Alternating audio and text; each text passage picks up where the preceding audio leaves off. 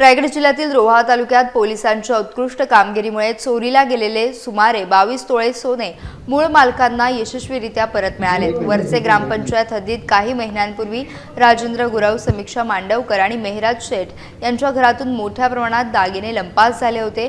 या धाडसी चोरीमुळे संपूर्ण परिसरात भीतीचं आणि चिंतेचं वातावरण पसरलं होतं। मात्र पोलीस निरीक्षक मारुती पाटील यांच्या नेतृत्वाखालील विशेष पथकाने तांत्रिक तपास करत अवघ्या एका महिन्यात मुख्य आरोपींना अटक केली। 24 फेब्रुवारी रोजी या विशेष मोहिमेत जप्त करण्यात आलेल्या सर्व मुद्देमाल अधिकृतरित्या फिर्यादींकडे सुपूर्द करण्यात आला आहे।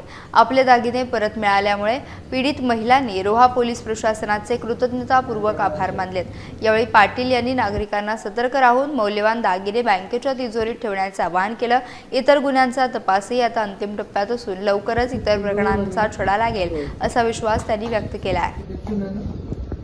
एक पारंगर गावामध्ये एक छोटी गल्ली आहे। त्या गल्लीतून ते दोघं ओव्हर स्पीडने गाडी चालवत होते। चालवताना एका बाईंनी सांगितलं की मध्ये मुलं वगैरे येतात, त्यासाठी गाडी हळूच आली। त्याच्यावरून त्यांची बोलाचाली झाली। बोलाचाली झाल्यानंतर सदरची माहिती तिने त्यांच्या मिस्टरांना सांगितली। मग तिथे हातापायी होऊन मारामारी झाली। मारामारी झाल्यानंतर ते मारामारीचं रूपांतर त्यांनी त्याच्याकडे असलेला एक सुरा तो काढला व त्यांच्या अंगावरती चालवला। तेव्हा त्याच्या एक खांद्यावर एक वार झाला आणि हातावरती।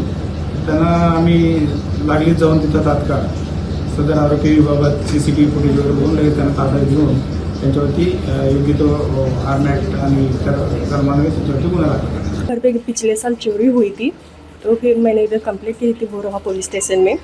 तो फिर वो पुलिसों ने मतलब ढूंढ के निकाले और मेरे दागिने मेरे को दिए, इसलिए मैं रोहा पुलिस का बहुत शुक्रिया अदा करती हूँ।